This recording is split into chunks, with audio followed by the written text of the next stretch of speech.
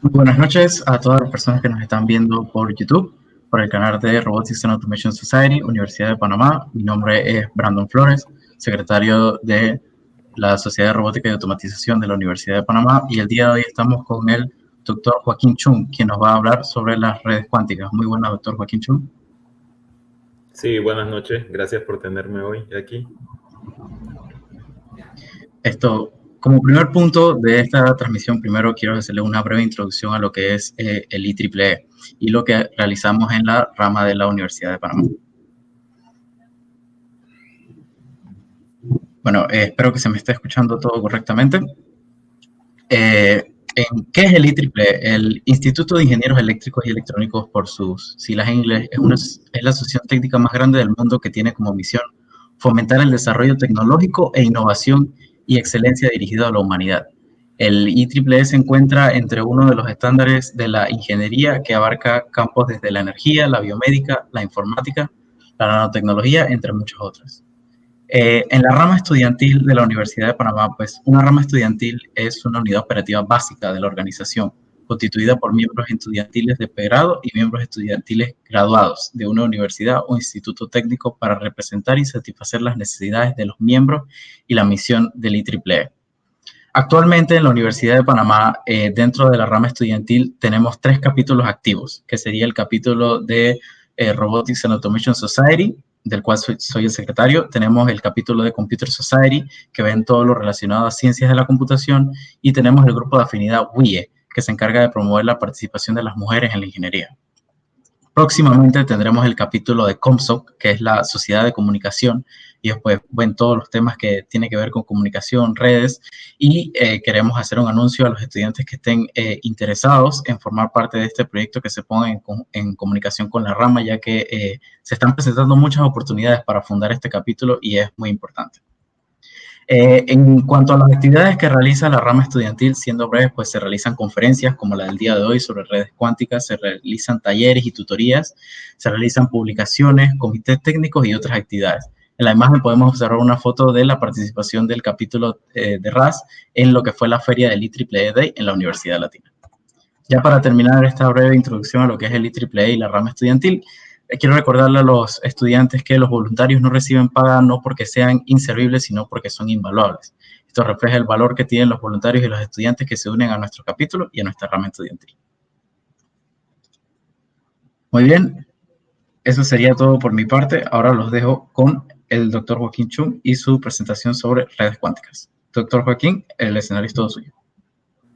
Ok, gracias. Bueno, hoy les voy a hablar un poco acerca de un tema de investigación en el que he estado aprendiendo sobre redes cuánticas. Esto es algo que manejan los físicos principalmente, pero yo viniendo de un background de redes de datos, he entrado aquí al punto de que queremos construir una red que de verdad funcione y que no sea un experimento en un laboratorio. Entonces, vamos a pasar las diapositivas acá. La agenda de hoy, como tal vez no toda la audiencia son ingenieros en redes o físicos, y tal vez tengamos algún físico que me vaya a cantar todos los bolas fuera que pueda meter aquí, pero vamos a hacer un repaso de qué son las redes de datos clásicas, como la llaman los físicos. Luego una introducción a la física cuántica, una introducción a la computación cuántica, que es la motivación para después construir las redes cuánticas. Entonces, para empezar, ¿qué son las redes de datos? Son redes de computadoras, dispositivos que nos permiten enviar datos de un punto A a un punto B. La red más grande de datos que existe hasta el momento es el Internet, que es el que estamos usando ahora para que todos ustedes, desde donde sea que estén, en sus casas, en un salón, compartiendo la conexión, puedan escucharme a mí que estoy hablando desde mi casa. Entonces, Para los que alguna vez ya han estudiado, el modelo de capas de redes tiene 7 niveles, es el llamado modelo OSI, que tiene el nivel de capa física, capa de enlace, capa de red, transporte, sesión, presentación y aplicación. Y cuando conectamos dispositivos en una red, ellos usan protocolos de este modelo de capas, y entre ellos, por ejemplo, cuando mi computadora está enviando el video y el audio de lo que yo estoy hablando aquí a un servidor de StreamYard, que después lo pasa a un servidor de YouTube, hay muchos dispositivos en medio que hacen saltos, pero la información siempre se mantiene en un paquete que está compuesto de bits de forma digital. Y así pasando por switches, routers y muchos routers con conexiones ya sea inalámbricas, como es la que tengo desde mi laptop hasta el router.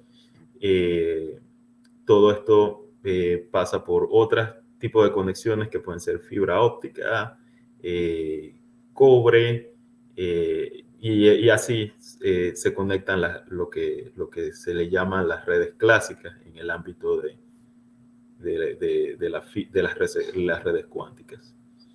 Entonces, para empezar con la introducción a la física cuántica, que es la base de lo que de lo que se usa para construir computadores cuánticos y a la vez redes cuánticas. Todo el material que voy a presentar ahora lo pueden encontrar en el link que aparece en esta diapositiva, el Quantum Atlas de la Universidad de Maryland, si no me equivoco.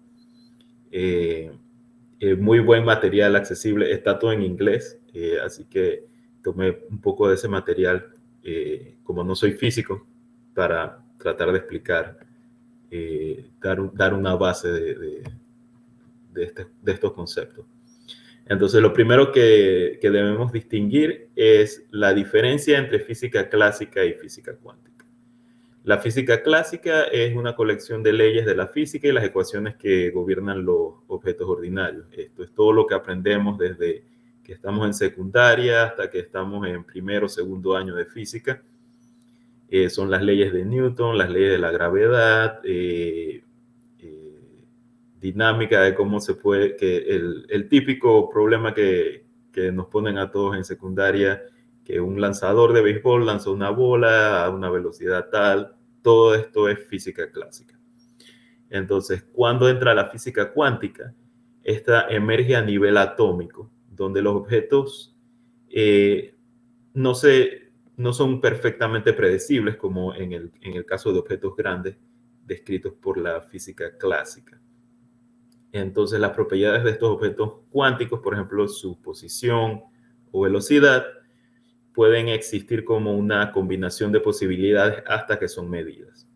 Esta es la gran diferencia. En física cuántica todo es probabilístico. Entonces, aquí entra el principio de superposición. En la física cuántica, las ondas están en todos lados. Por ejemplo, en la ilustración pueden ver la persona tocando una guitarra y también hay ondas en el agua.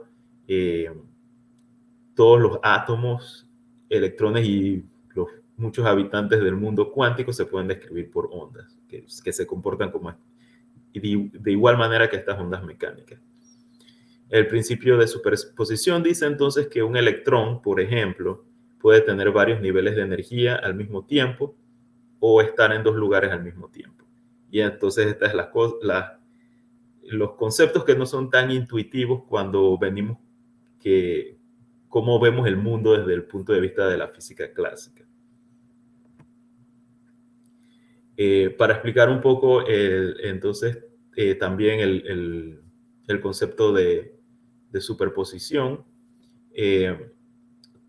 se ha hecho el experimento de la doble rendija, en el cual si el electrón se comportara como una partícula, no sé si puedo repetir el video porque no está corriendo Si ven el video de la izquierda, si el electrón se comporta como una partícula, el resultado de una ráfaga de electrones pasando por estas dos rendijas se va a concentrar en dos puntos que estarían prácticamente detrás de las rendijas. Pero si le prestamos atención al video de la derecha, y disculpen que no pueda hacer la animación debida, si el electrón se comportara como una onda, por superposición, lo que vamos a medir va a aparecer en todos los puntos, que sería la suma de las ondas después de pasar por aquí. Entonces se ha demostrado experimentalmente que partículas como los electrones, los fotones, tienen el comportamiento de una onda. Entonces, de ahí pasamos al concepto de mediciones cuánticas, en el que nos dice que en el mundo clásico las mediciones ordinarias nos revelan un valor desconocido, mientras que las mediciones cuánticas crean dicho valor. Entonces, ¿qué pasa en la ilustración aquí abajo? Tenemos, por ejemplo, un ladrillo de arcilla que lo pusimos en una báscula, que le pusimos llantitas a la báscula y le pusimos un GPS al ladrillo. Entonces, hay un montón de propiedades clásicas que podemos medir. Podemos medir el peso del ladrillo en kilogramos, la velocidad que se está moviendo, a la que se está moviendo el ladrillo. Con el GPS podemos medir su posición, pero estas cosas no pasan en la física cuántica. Si hiciéramos un experimento de tirar una moneda al aire, una moneda clásica apenas cae, ya tiene un valor, sea cara o sello, y después que nos quitamos la venda de los ojos, ahí va a estar en el valor de cara, si fue lo que cayó. Pero en el caso de una moneda cuántica, mientras no la midamos, o sea, mientras no observemos qué salió, va a estar en los dos estados al mismo tiempo. Entonces, estos son el tipo de conceptos que confunden un poco de la física cuántica. Luego tenemos el principio de incertidumbre, que nos dice que solo se puede conocer con certeza el valor de dos propiedades complementarias. Y este fue acuñado por Heisenberg. Y lo que dice es que si mides un valor de dos valores complementarios, por ejemplo, una partícula puede tener la posición o el momento. Si decides medir la posición con mucha certeza, entonces el momento ya no sabes, no tienes certeza de qué valor tiene. Lo mismo pasa con el spin o el giro de un electrón, si está girando de arriba hacia abajo o de izquierda a derecha. Entonces, si mides uno, pierdes la certeza de cómo vas a medir al otro. Y la energía y el tiempo son otro tipo de propiedades complementarias. Ahora, bueno, podemos entrar un poco a lo que es la computación cuántica.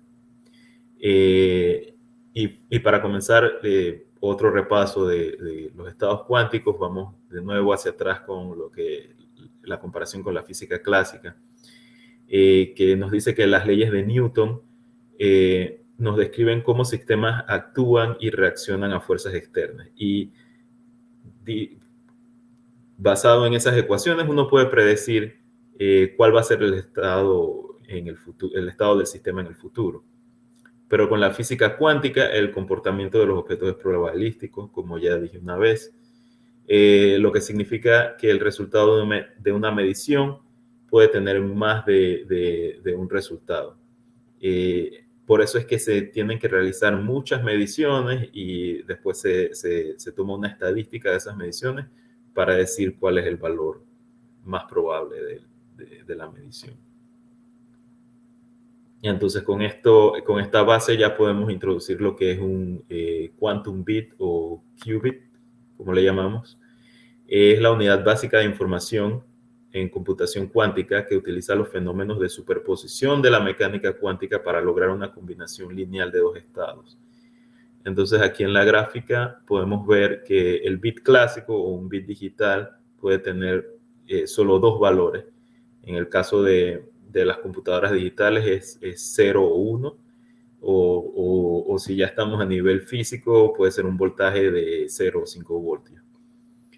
El qubit, en cambio, está en una posición que es descrita por esta notación, se le llama, le dicen notación Ket, y el Ket es los dos valores, o sea que tenemos Ket 0 y Ket 1, multiplicados por probabilidades. Alfa y beta son probabilidades de que el qubit va a colapsar después de la medición a un valor 0,1. Y la suma de los cuadrados alfa y beta siempre debe dar 1 de esas dos probabilidades. Y también se han descrito sistemas de más de dos valores que se le llama sistema multi-qubit. Entonces de ahí vamos al computador cuántico, que utiliza las propiedades de la física cuántica para realizar cálculos más rápidos que sus contrapartes clásicas. Y aquí tenemos, esta es una imagen del computador cuántico de IBM. Y aquí tenemos un ejemplo de un algoritmo descrito en la notación de circuitos cuánticos, que es lo mismo, muy parecido a la descripción de álgebra booleana de los circuitos. Y este algoritmo de Shor nos permite factorizar un número de forma mucho más rápida de lo que nos permitiría cualquier método de computación, de factorización en una computadora clásica. Entonces, la aplicación que más se le motiva el desarrollo de estas computadoras es, por ejemplo, descifrar encriptación, porque hasta el momento todos los algoritmos de encriptación están basados en factorización de números primos sumamente grandes. Entonces, si logramos esa factorización, podemos romper las llaves y la encriptación. Entonces, ahora un poco de la introducción a las redes cuánticas. El concepto más básico en el que se fundamentan las redes cuánticas es en el principio de entrelazamiento cuántico. Y este es el fenómeno en el cual dos partículas se conectan de tal manera que no pueden ser descritas en forma independiente. Y además se mantienen conectadas de esa manera sin importar la distancia. Entonces, recientemente, estos tres señores, John Clauser, Anton Zeilinger y Alain Aspect, ganaron el premio Nobel por sus experimentos en física cuántica, especialmente demostrando el fenómeno de entrelazamiento cuántico. Entonces, para tener un poquito más de intuición de lo que es el entrelazamiento cuántico, podemos tener dos sistemas que pueden tomar dos valores. Los valores pueden ser círculo o cuadrado. Entonces, las combinaciones pueden ser el sistema 1 o el sistema 2.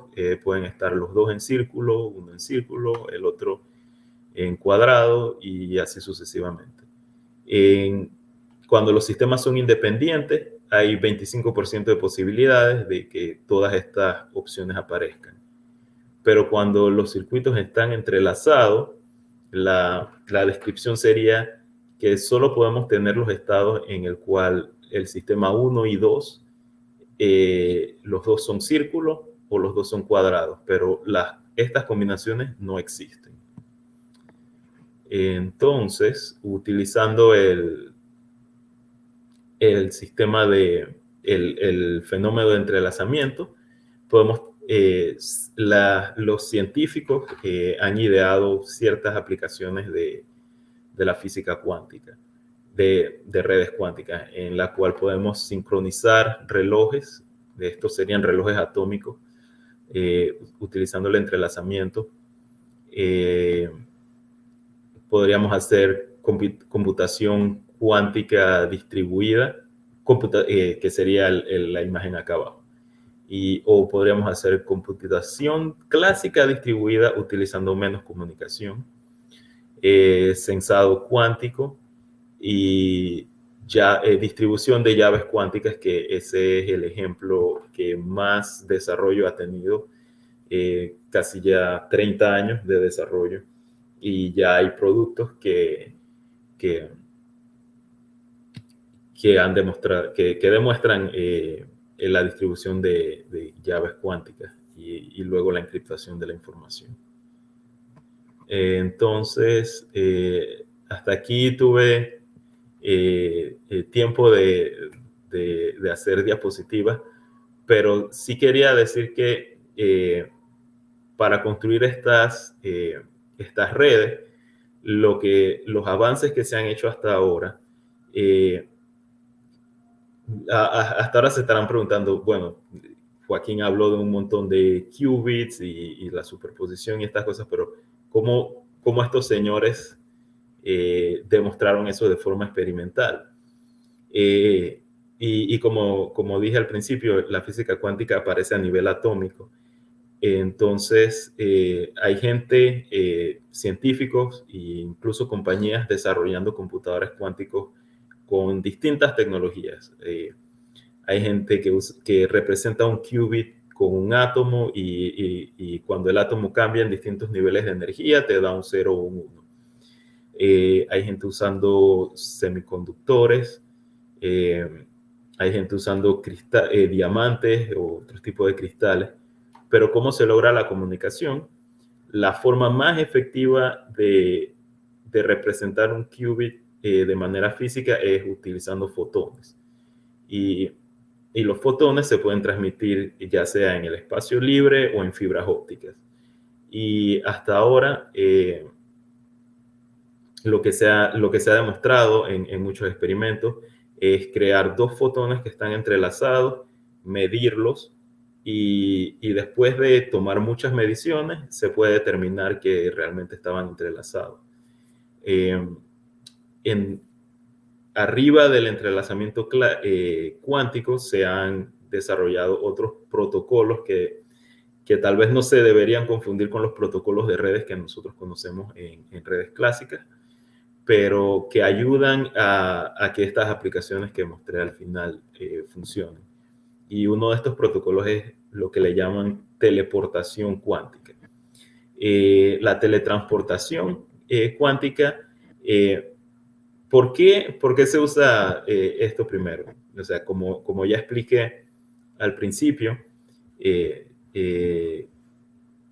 para una red cuántica la información o el qubit se representa en un fotón. Pero cuando un fotón se pone en el ambiente es muy frágil. Entonces, si lo pones en una fibra óptica o en el aire, cualquier interacción con el ambiente va a destruir el qubit que creaste. Entonces, hay principios el otro principio es que si mides el qubit, vas a destruir la información. Entonces, hay un proceso se llama el principio de no clonación, en el cual en comunicaciones clásicas simplemente podemos leer la información que nos llegó. Si la información está un poco dañada por ruido en el sistema, usando algoritmos de corrección de errores, podemos recuperar la información y después volver a mandarla en otra interfase de la red. Esto no se puede hacer en redes cuánticas. Básicamente los fotones tienen que sobrevivir hasta que lleguen al otro lado, o si tenemos la habilidad de hacer teletransportación, entonces podemos básicamente reconstruir el estado cuántico con la ayuda de cierta comunicación clásica en el otro extremo de la comunicación. Y bueno, eso sería todo por hoy. Estoy abierto para sus preguntas o discusión. Gracias.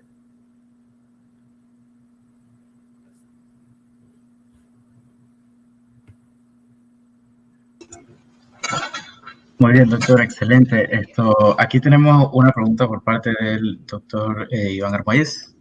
Tenemos, ¿qué ejemplos de proyectos de redes cuánticas en marcha se están realizando? Esa es una excelente pregunta.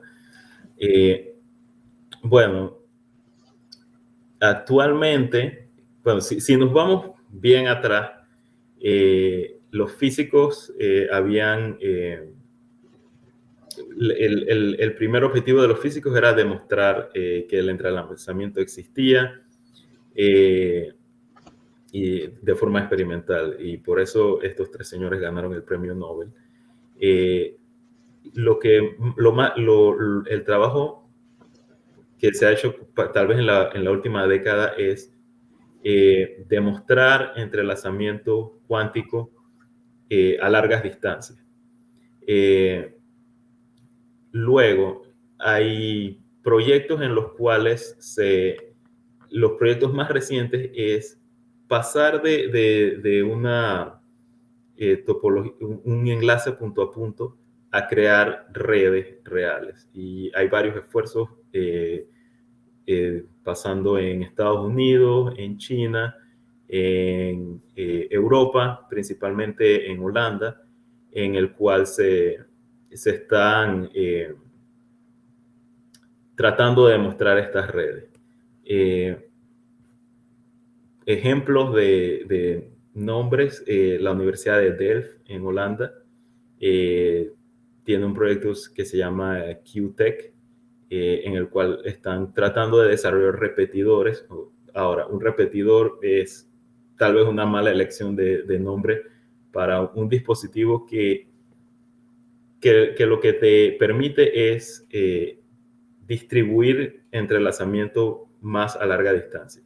Porque todas las comunicaciones cuánticas se van a basar en entrelazamiento, pero debido a atenuación y todos los problemas con la fibra, que se pierden los fotones, hay que poner un repetidor que básicamente utiliza teletransportación para crear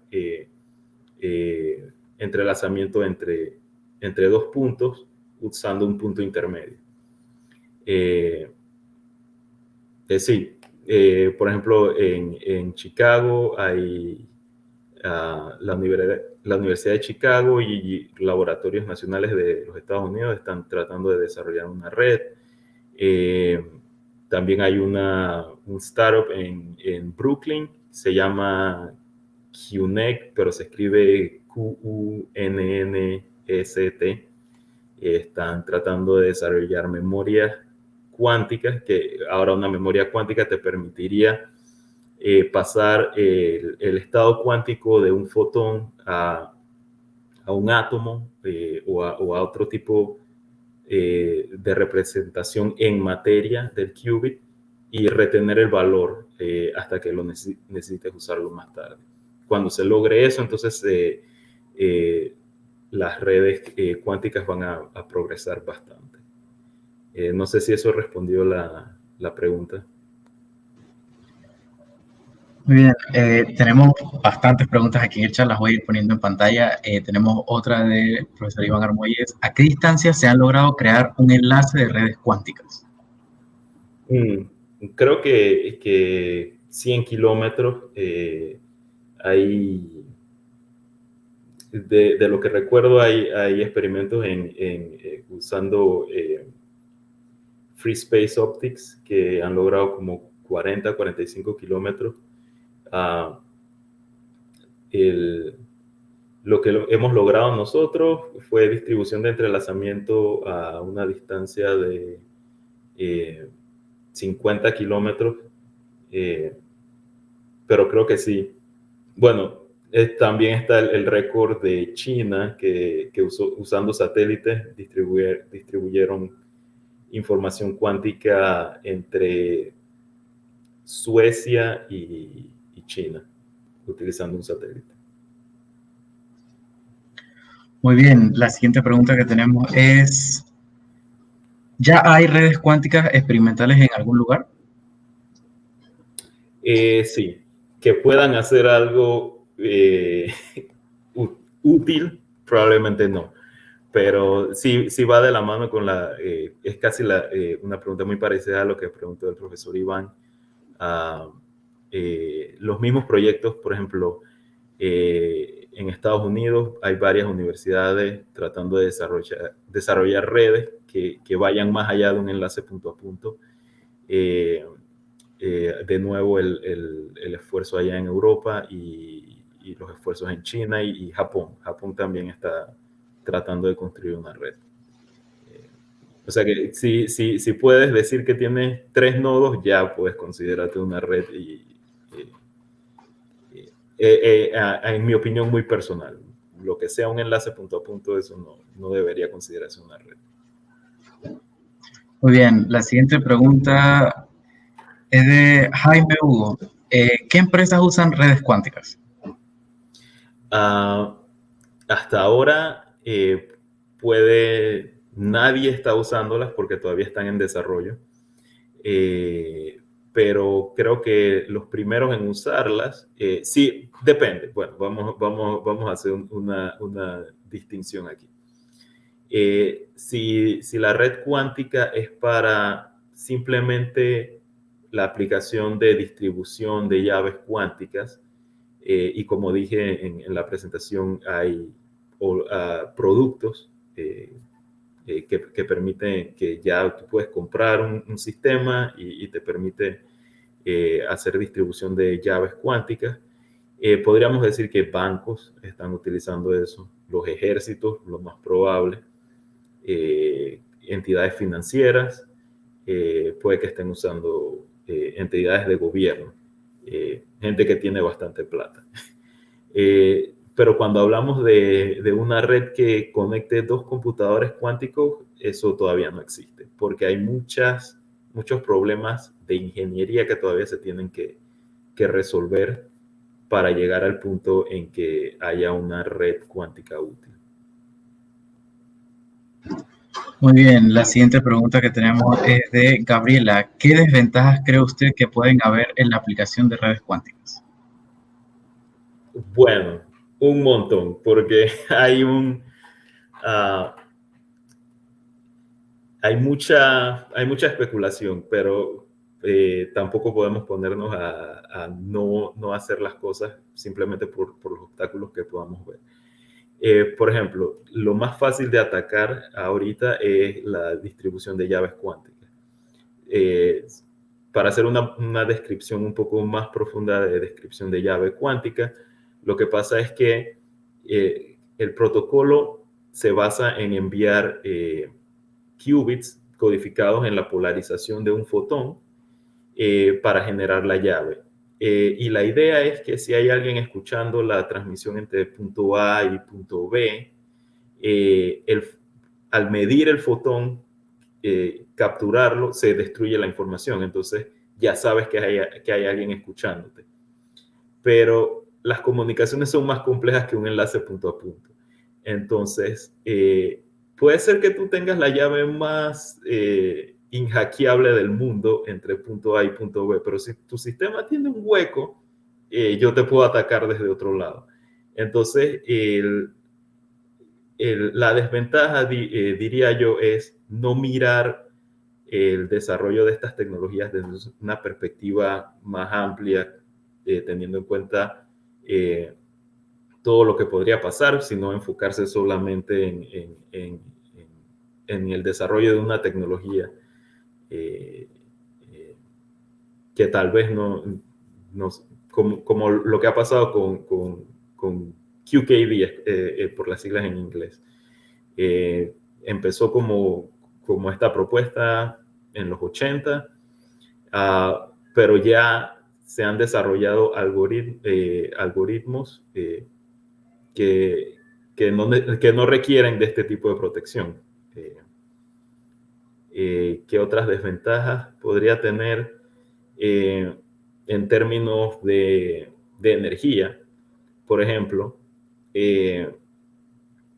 muchos de los instrumentos, como los qubits son tan frágiles, todo esto tiene que ser refrigerado a cero absoluto, 4 Kelvin, por decir algo.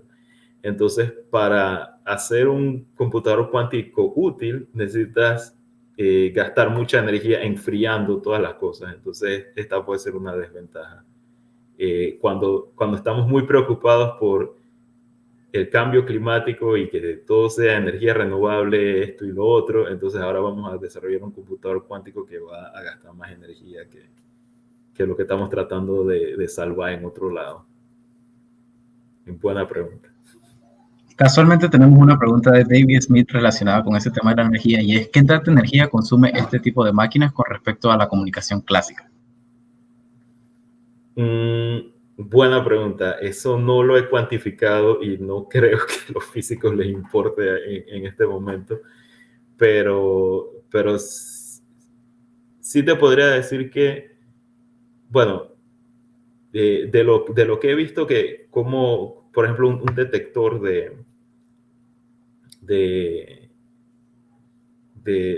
un detector de fotones que te detecta un solo fotón, lo tienen que refrigerar a 4 Kelvin. Y al lado de ese instrumento hay un compresor que ya sea funcione con electricidad y el compresor funcione con aire o funcione con agua.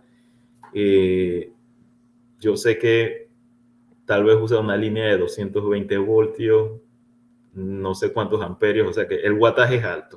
O sea que comparado con un switch o un router clásico que te puede usar nada más una conexión a 120, pero un par de miliamperios por puerto o por interfaz, creo que estos dispositivos por ahora consumen mucho más energía. Y disculpa que no puedo dar un número exacto, pero sí, definitivamente consumen mucho más. Muy bien, la siguiente pregunta que tenemos es de Nicole Rodríguez y es ¿cuál es la importancia de la introducción de las redes cuánticas? Bueno, sí, eso depende. Si quieres estar, si es para alguien que quiere estar a la vanguardia de lo que se está haciendo en investigación, el hecho de que estemos informados de la existencia de redes cuánticas, qué aportes podríamos hacer, incluso desde Panamá se podrían hacer aportes teóricos, si te gustan las matemáticas o la física, eh, eh, incluso podrías empezar a aprender y hacer pequeños experimentos en un laboratorio con instrumentos ópticos. Pero si tu enfoque no está en las redes, tal vez no vayan las redes cuánticas no vayan a estar en las noticias o afectar la vida de ciudadanos comunes en los próximos 10, 20 o 30 años. Muy bien, la siguiente pregunta que tenemos es de Jan Castillo. ¿Cómo afectará la computación cuántica a la ciberseguridad? Esa es una buena pregunta porque como todo el que está haciendo investigación en computación cuántica o redes cuánticas te va a venir con el argumento de que si tienes un computador cuántico puedes correr el algoritmo de Shor y puedes quebrar toda la encriptación del mundo porque lo vas a hacer tan rápido que en un parpadeo ya tienes toda la información encriptada. Pero por esa parte, los expertos en ciberseguridad empezaron a desarrollar algoritmos que son inmunes a la computación cuántica. Entonces ya estamos en un punto en que tenemos algoritmos y si revisas documentos de la NSA de los Estados Unidos o del NIST, ya hay algoritmos de encriptación que les llaman post-quantum computing algorithms o algoritmos post-cuánticos que son inmunes a los computadores cuánticos. La otra cuestión que puede pasar es que qué tan útil va a ser la información que puedas desencriptar si la información es tan vieja como que si hoy empezamos todos a usar algoritmos post-cuánticos. Entonces, pero había alguien, un hacker, recolectando información que fue encriptada con los algoritmos viejos. Para el tiempo en que haya una computadora cuántica útil, ponte 10 o 20 años, ¿va a ser esa información útil? No sabemos. Entonces hay muchas variables. Entonces se convierte en una carrera. En mi perspectiva se convierte en una carrera, igual que lo que es la seguridad. Siempre es una carrera entre los atacantes y los defensores, viendo quién encuentra un hueco para atacar al otro y cómo se defienden los otros. Aquí, si los físicos se quedan como el avestruz con la cabeza en el hueco, desarrollando una tecnología de hace 20 años, entonces en el momento en que levantan la cabeza, la tecnología clásica ya los sobrepasó y cualquier cosa que se desarrolle puede caer en inutilidad.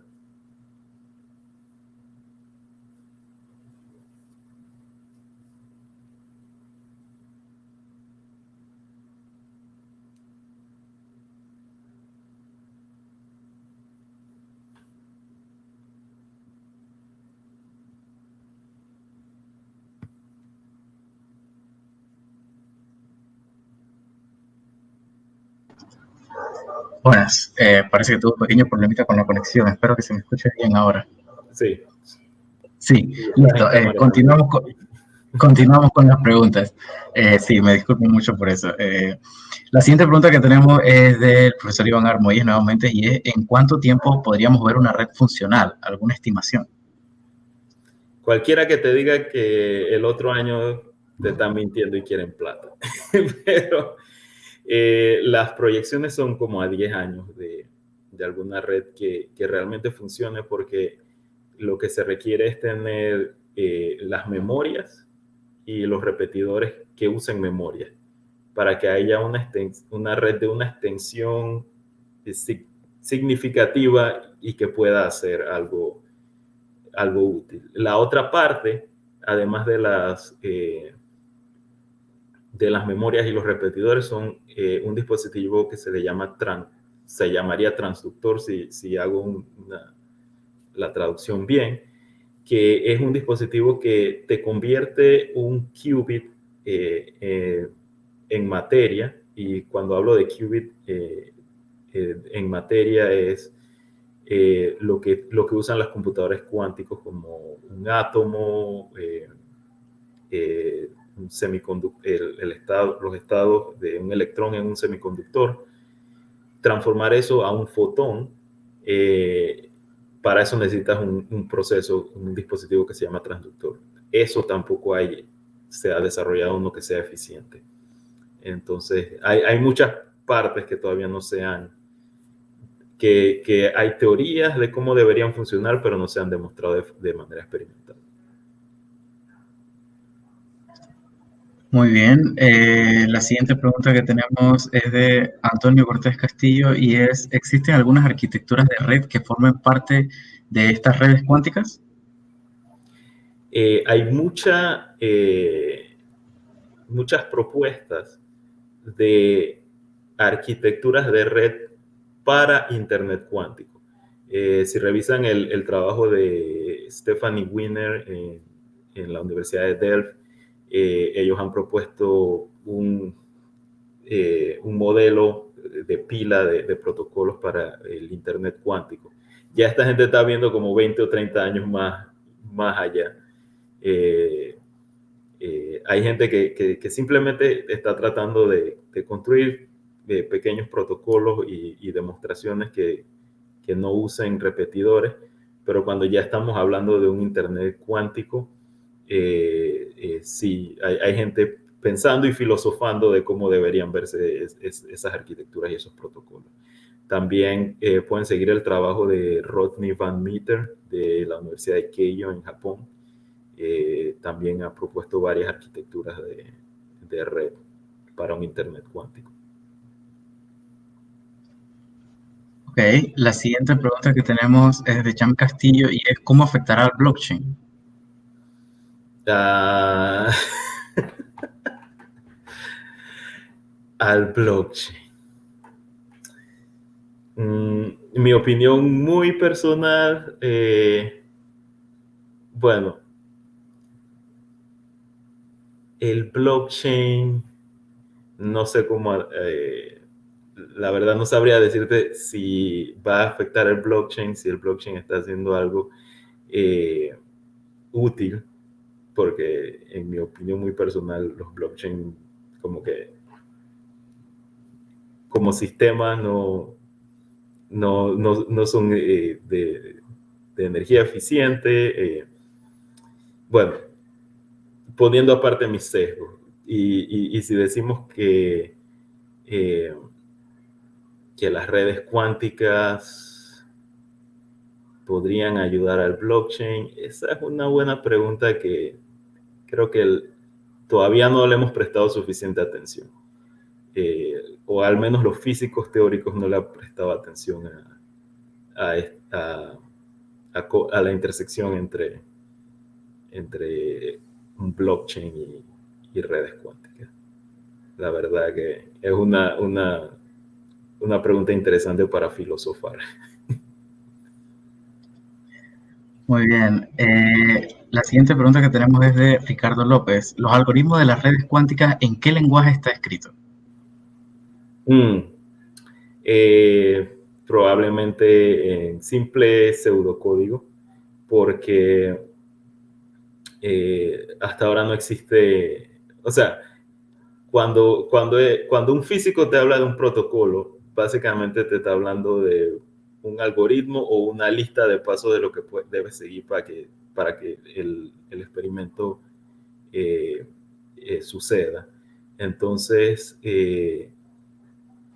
no hay una arquitectura, no hay un lenguaje de programación para estos algoritmos. Simplemente los pasos se detallan. Si regresamos a la diapositiva donde decía Shor's, el algoritmo de Shor, tal vez la mejor representación para estos protocolos sea la representación de circuitos, en el que usas el equivalente de las compuertas lógicas y circuitos que veías en el álgebra booleana. Esa misma representación existe para circuitos de computación cuántica. Y eso sería lo más cercano a un lenguaje o a una representación que no sea simple álgebra lineal o matemática. Muy bien. La siguiente pregunta que tenemos es de Efraín Torres. ¿También se experimenta en aplicaciones de inteligencia artificial con esta tecnología? Sí, hay gente hablando de eso y no sé cuán rigurosamente científico sea lo que están hablando. Nunca me he metido a ver lo que hablan, pero sí lo he visto. Hay gente hablando de...